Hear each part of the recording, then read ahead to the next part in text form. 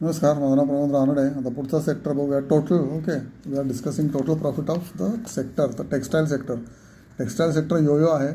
गेले जवळजवळ 4 वर्ष त्यांनी काहीच केलं नाही बिकॉज ऑफ एक्सपोर्ट प्रॉब्लेम्स आणि ट्रम्प टेरिफ्स वगैरे वगैरे. 2 वर्षाचा ट्रम्पच होता, त्याच्या आधी दुसरे इश्यूज असतील, मे बी कॉटन महाग होतं किंवा वॉटएव्हर एल्स. बांगलादेशची आपली कॉम्पिटिशन काही जमली नाही आपल्याला, किंवा व्हिएतनामची कॉम्पिटिशन काही जमली नाही आपल्याला, आणि आपली कॉस्ट ऑफ प्रोडक्शन मज व्हेरी हाय. 2022ला जी प्रॉफिटेबिलिटी कुठे होते 2265 कोटी सगळे मिळून.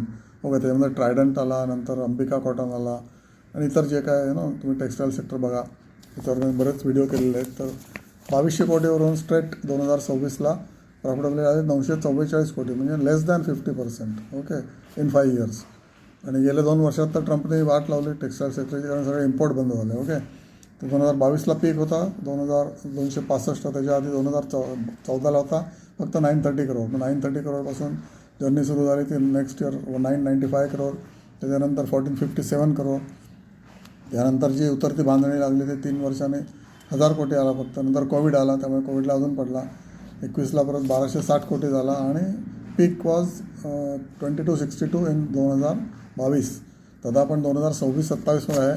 5 वर्षाचे सायकल जर कंप्लीट झाले तर आणि जर समजा FTA कंप्लीट झाले ब्रिटनचे किंवा EUचे वगैरे, तर आपला इम्पोर्ट परत सुरू होईल. ट्रम्पसुद्धा जर शांत झाला तर आपले एक्सपोर्ट US ला पण सुरू होतील, आणि ते जर सुरू झालेच तरच आपली प्रचंड काय म्हणतात निर्यात सुरू होईल अमेरिकेला आणि इतर देशामध्ये. So that we get back to 2265 म्हणजे 2265 कोटी प्रॉफिटेबिलिटी आपली होऊ शकते टेक्स्टाईल सेक्टरमधून. आणि मग त्याच्यामुळे हा टर्नअराउंड सेक्टर आहे का हे आपल्याला जज करायला लागतं. ओके, आता बघा, अंबिका कॉटनचे रिझल्ट्स उत्तम आले आहेत गेले, आणि उत्तम येणार आहेत राहतात. त्याच्यामुळे त्याचे शेअरला सगळं कळतं. आता शेअर भाव मे भगवानचे म्हणतात ना, तर भावाला सगळं कळतं. भाव बघा, Ambika cotton has turn around totally. आता तो 1800 रुपयावर पोचलेला आहे. फ्रॉम 1100 वॉज 1 year बॅक और समथिंग.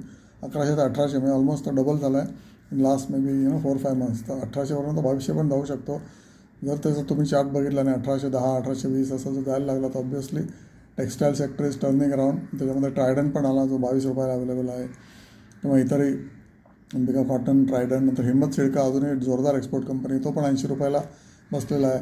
हिम्मत सिडका आहे बँगलोरची टेक्स्टाईल कंपनी आहे. याची पण प्रॉफिटेबिलिटी डाऊन असल्यामुळे हा share 200 रुपयावरनं 225 was peak, it is at 80. रस्त्यावर फेकून दिलेला शेअर आहे. आता जर USA एक्सपोर्ट सुरू झाला, हे लोक सगळे बेड्स, लिनन्स, पडदे अशा आणि टॉवेल्स अशा गोष्टी बनवतात.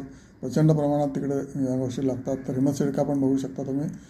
पण आहे टेक्स्टाईल सेक्टर टर्निंग अराउंड असं मला तरी वाटतं. तुम्हाला काय वाटतं ते तुम्ही ठरवायचं आहे. ओके, सोच कर समज कर इन्व्हेस्ट कर.